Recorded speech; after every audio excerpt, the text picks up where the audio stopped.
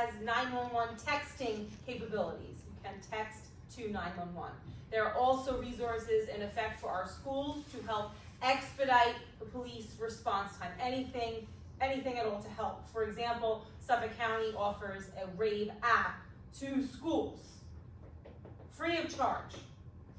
This is an app where the staff member can alert active assailant. There are also other options they can utilize for a fire emergency, a medical emergency, 911 call, and there are ways that they can communicate amongst themselves without notifying any first responder. This will pinpoint a location of those in need. For example, sometimes if we get a call at a school, student on the football field fell and believed to have broken their ankle. Maybe I'm that sector officer, I show up to the main entrance, I ask the security guard, is there an incident? And there's that time delay, right? All the way on the football field, now maybe I'm a new officer, I don't know where it is, can you show me? There's the issue of time. So this can pinpoint the location where our dispatchers can relay the information to that sector officer where they know the exact location of where the emergency is. We also have what's called a SHARE program, Suffolk County Police Department SHARE program, sharing to help access remote entry. It's a camera program where schools, it's offered to all of our schools, K to 12, where only during the situation of that lockdown, where our detectives would be able to tap into a school's cameras for the purpose of directing officers to where the threat would be. We talked about our entry, right? Again, maybe I'm unfamiliar, I'm from a different precinct, I'm one of the first there, I go in, where am I going? So those detectives will be able to tell me, okay, go straight, make a right, room 121, we see that threat. Again, helping to expedite time. Once the threat's neutralized, now what? Right, now what do we expect from our schools? We can't have parents showing up at the school. We know it's going to happen. We understand that it's going to happen. That's why there's something called reunification. You may have heard this word before, you may have not. But schools work very hard in developing what's called a reunification plan, where parents will receive that message, receive that blast, show up at this location to pick up your child. So this is just a photo of what it might look like. It's not going to be the parking lot of Home Depot, it's not going to be a field, it's going to be another building that has access to restrooms, to technology, because we can imagine there's going to be a very, very timely process. So that's just another word that the schools will use. Having family members show up at that school, number one, they're not going to get near the school because it's a crime scene. And also, having them go to that school will affect emergency response. We told you the amount of responders that are going to be going, and that's going to hold up our response. It's going to delay that. So that's why we have that in effect. So again, we're parents, custodians, a process where they can safely get their child. We know that we can't prevent everything in life, and some things are out of our control, but the signs will be there. We've all heard the news stories, right? If anyone's going to do it, it was going to be him or it was going to be her. 1 year average for the planning of an active shooter incident. Could be several weeks, several months, 1 year, 2 years, but it could be 1 year average. So typically, it starts out with the grievance, whether it's my boss's fault that I was terminated, or whether it's the choir student of the school, or whether it's the doctor's fault because my loved one passed away. And that grievance turns into a hatred. They then obsess over past incidents. It's very disturbing what is out there online, the guidance that is out there to those that are interested. There are chat rooms where the conversation in chat rooms are 17 people were killed in this incident, I want to outdo that. So they want to outdo all the other past incidents. They know the vulnerabilities of their target location very well. They know the door that tends to be propped open on a nice day. They know the floor plan. They know the busy times of the day. They know arrival, dismissal. So another thing we talk to the schools is you might not want to advertise your arrival, your dismissal on your website, right? Because if people want to go fishing for information, they can research. So that it turns into obsession over past incidents. Do they have access to weapons? Are they purchasing body armor online? And then it's the attack. Please don't Google this. You don't want the car with tinted windows outside your house. We're but just to show, this is really a whole other topic, but we just want to show you what examples of what's out there. Terror magazines, terror publications. Our office reads these publications because we want to know what are they putting out there. For example, one magazine talks about the easiest way to get into a building. All they say is to advise, put a box in your hand.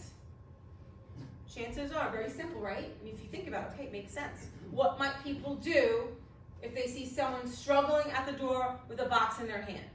They don't want to help that person. Helping is great, but we don't have to always be so nice. Maybe you want to take a pause, and that's why our schools do a great job in their security procedures, right? If there is that threat, they want to keep it outside. That's why Drew talked about the reality that, yes, schools are operating in modified lockout every day.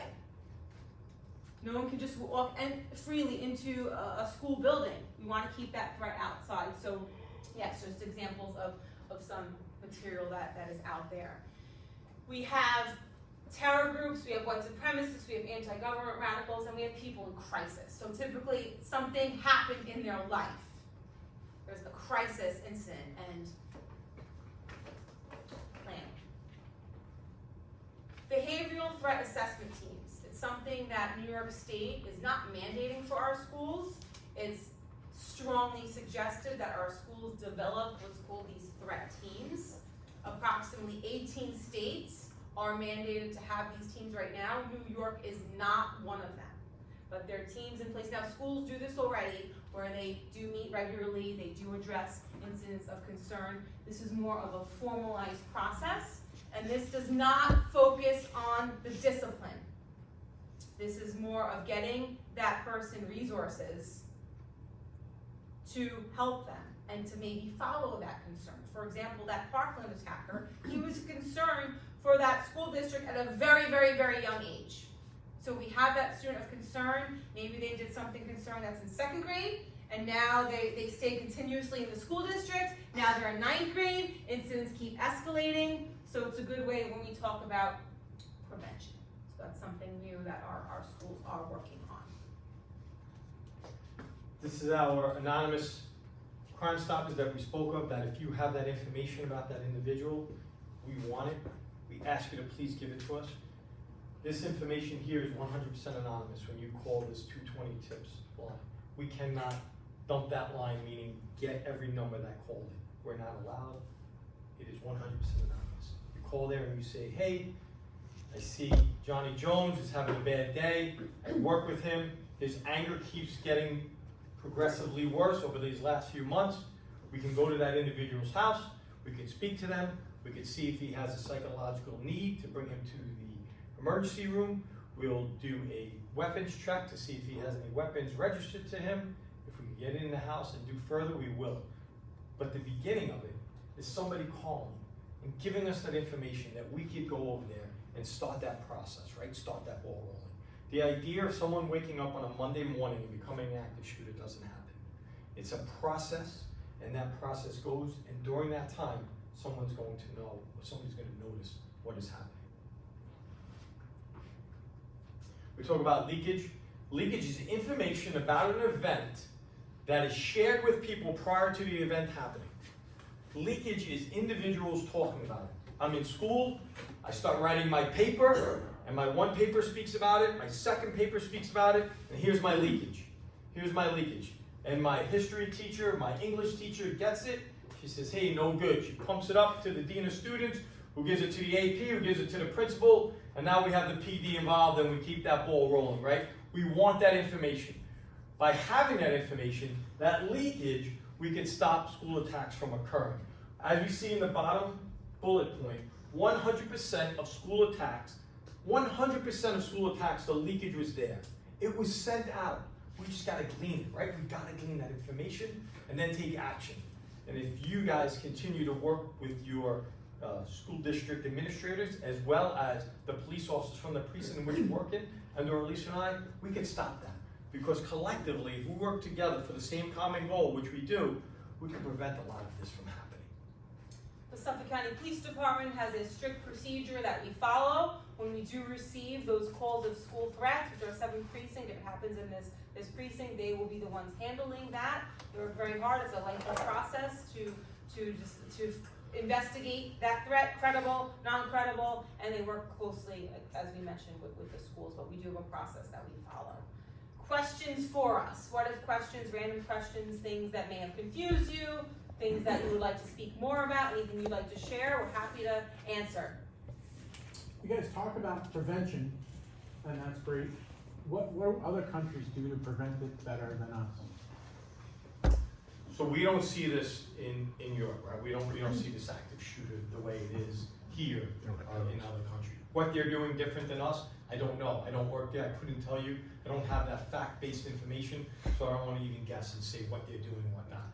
I can tell you changes that we have made and changes that we are progressing to keep our schools safer and just our neighborhoods, and I can speak freely about that because of the vast knowledge, but I don't know what other countries are doing. I'm sorry, I don't have that knowledge for you. Yes, sir. Hi, is there any effort to have like off-duty, retired police officers or veterans So, who can carry weapons in So- the schools? every school district makes a decision to have armed or unarmed guards. We, the Suffolk County Police Department, do not say yes or no anyway. We don't say you should do it or shouldn't do it. The only thing we ask is if a school district decides to arm individuals, we ask them to send 2 letters. One letter's gotta go to the commanding officer of the precinct in which that school is located, and the other one's gotta go to our communications section, to our commanding officer, our communications section. Excuse me. That information will go into our mobile digital computer. So when our patrol officers get a call at that school, on that computer will show up that there are armed guards there and what they might be doing. We bring our sector cars, not I, but individuals in that sector go over to the school and meet with those directors of security, meet with those armed guards, so we can get a face and get to know them. So we can hopefully, God willing, prevent what we call a blue on blue, right? Police officer against police officer. I don't know if the city policy is the same as out here, but I heard in the city, they're training, veterans and retired police officers and stuff for emergency situations. And like, you know, like. Yeah, I can't tell you yes or no. I can tell you what we're doing here in Suffolk County until you're bored. I can tell you the length. I can tell you everything what we're doing out here when it comes to schools. But I can't tell you what you're doing in other jurisdictions, only mine. Yes, sir. Sorry, man. Yeah, with the RAISE app that you Yes, sir. guys have, is that like a requirement for teachers? No, it's not required at all. They are using their personal device, so they cannot be forced to use it. It's more of another resource. It's just another resource. It doesn't replace 911, and it is not an app that anyone can just download. The school district needs to set up an agreement with RAISE. There's a profile they set up, so there's a little bit of a process behind it, but they are not forced to use that app. To what level do they I'm sorry. Are they willing for the schools, so? There is a good buy-in for Suffolk County. I'm not sure of the details of the district of how, because what happens is the school can choose however they want to use the app. They might use the app for just administrators, or they can use the app for the entire staff. So every school district will use the app differently according to their needs. Yes, sir. Is there a standard amount of SROs assigned to school, or is it based on school population size? I don't need to know the number, but. So that would come from our command staff, and our command staff can answer that question. We know that there are SROs in every precinct of the 7 precincts. The amount of what it is, that's a command staff question. I don't have that answer for you. I'm sorry, I'm not at that level. Okay. Thank you. Yes, ma'am. No, she answered my question. So I'm assuming, my name is Dr. Carrie Spooner. I'm an educator. Yes, ma'am. I also am a founder of a local nonprofit. I work with people who are justice involved. So I have a few questions, but I don't wanna, I'm not gonna ask them all. I have Okay. more than a few, but I came in a little late, so you may have answered this already, but my guess is that for most schools, some of the responsibilities for an SRO are a little different, right? There are some variables. What are the primary? We have SROs from the precinct that are assigned to the precinct locally, so they will handle the school incidents, they will share practicing their lockdown drills. We also have county school resource officers where they enter our schools to provide further education to students, to talk about issues such as alcohol or the dangers of social media. And we also have, like I said, Drew and myself, who more work closely with administration as far as the safety drills. Oh, after this. So you're not, this, cause I came in late, this is not the No, that's SRO fine. stuff? You guys are strictly Homeland, right? We are Suffolk County Police, this is a unit, so we're not federal, we are officers that work across the county, whereas our 7th precinct officers. You guys are gonna do the county resource officer and the SRO program for tonight, right? Yeah, we could turn it into this, I don't have to be separate, if there's any questions for the SRO, we could address it. I just right wanna away. make sure that they're being addressed by the proper. Yeah, sure. Because you did touch on a lot of it, and it was great, thank you. I came in late, so when it comes to the drills, are the children involved in the drills as well? So lockdown drills, yes. Okay. Yes, a lockdown drill. We're not talking about the recent guidelines from New York State that came out where the students take part in actual simulations and they never did that. Right. So nothing really changes. What are your thoughts on school districts, I'm thinking of not on Long Island, but outside, off of Long Island, that have determined that maybe the teachers, it's important that the teachers know the drill, but the students not necessarily, so maybe it seemed to increase the anxiety, especially when they went home, difficult sleeping. Yes. So they've opted not to include the children even in the lockdown, but the teachers have to go through the training. What are your thoughts on not having children involved?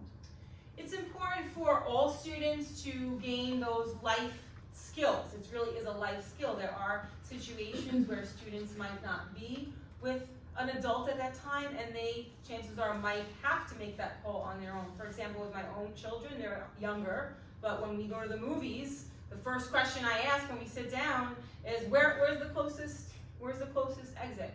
And I'm not enjoying popcorn, because I want to teach them that the reality is that I would like to think I can hold their hand and we could all run out together, but there's a really good chance that we're going to not be together, where maybe the plan with my family is we're going to meet at the pizza place across the street if something were to happen. In a school setting, there could be situations where the student is in the bathroom. Maybe it's not cookie cutter according to what practice. They might have to on their own thing. So the drills, the lockdown drills that are practiced in schools, they're not meant to cause stress or trauma, but the schools are really understanding that there could be sides to that. So one of the recent guidelines is parents must be notified within 1 week of the drill. Schools, again, that we work with, they do it anyway. So really, again, nothing changes, but that came down from New York State for, like you said, maybe schools in other areas that don't do that. Schools have also been doing drills forever, right? When we all went to school, we did fire drills, right? And no one has to tell me how old you are, but older population, right? They did the bomb drills where they would get under the desks, right? So these things are not new or foreign to schools. It's a different way, right? It's something different. An active shooter is definitely different, not something they drilled in the past. But the drilling and doing it, taking part in school, is nothing different that we've been doing for 100 years in this country. I agree, I've had to do fire, right, but there's a difference between a fire that doesn't intend to harm me and a human being that I'm being taught that is very unlikely going to happen, right? Now with that said, we know it's unlikely, and I like that you use data as well, that it's really unlikely that we're gonna run into this. And so I use these numbers not to scare, because these are really low numbers nevertheless, but according to the National Institute of Health, in 2022, the United States witnessed at least 95 incidents of gunfire on school premises, still very rare, right? Leading to 40 deaths, 76 injuries, right? This is a disturbing trend that's going up, given that starting in 2019, even before, public schools implemented several safety measures. You name almost all of them. 97% have security cameras, 91 use badges and picture IDs. The presence of school resource officers were reported in 84%, right? But still, the numbers are creeping up. I guess my question is, why do you think that might be? So I can tell you the schools in which we work with in Long Island, you can put every ancillary device in any school you want. You can put cameras, you want to put magnetometers, you want to put SROs, you want to put a dog, you can put it all. If you don't create a school environment where teachers feel protected and supported, and kids feel that they could go to someone and share information and intelligence about that individual, then we fail. Luckily for us here on Long Island, I haven't run into a school like that. Every school gives it their all to ensure that our students have what they need to come home to their loved ones the same way that they went there, but only mentally smarter, as I stated before. Yeah. So, like Elisa, I have kids in Long Island schools, and I'm very happy. I'm very happy with the administrators teach their teachers, and my kid's still there in that public school, right? To ensure that he's gonna get a good education, because they are invested in this, these administrators, just like we are. And collectively, by working together for the same common goal that we do on a daily basis, we make Suffolk County safer. So thank you for working with me. Jim, what is the staffing pattern for SROs assigned within the 7th precinct? So in the 7th precinct, we have 2 SROs. Right now, we're down to 1 because some group came in and stole our SRO. We'll leave them out, we won't talk about them. Tiana, who's here, is now working with Homeland. So we are gonna have a second SRO at the beginning of the school year. That position is supposed to be filled. So we have 2 SROs, but in the 7th precinct specifically, I'll speak to, the SROs and the COPE officers like myself and Heidi, we work together. So you can ask some of the school administrators here. We are in the building all the time, the COPE officers and the SROs, all right, and we work as a unit in the entire office. So yes, there are 2 of us that have the title of SRO. I did the SRO before I went to COPE, so I have some experience doing that. Heidi was the SRO before she went to COPE as well. So the 2 of us were former SROs, so you kind of have 4 in this precinct. And when we have something going on or an incident, we all work together as one team.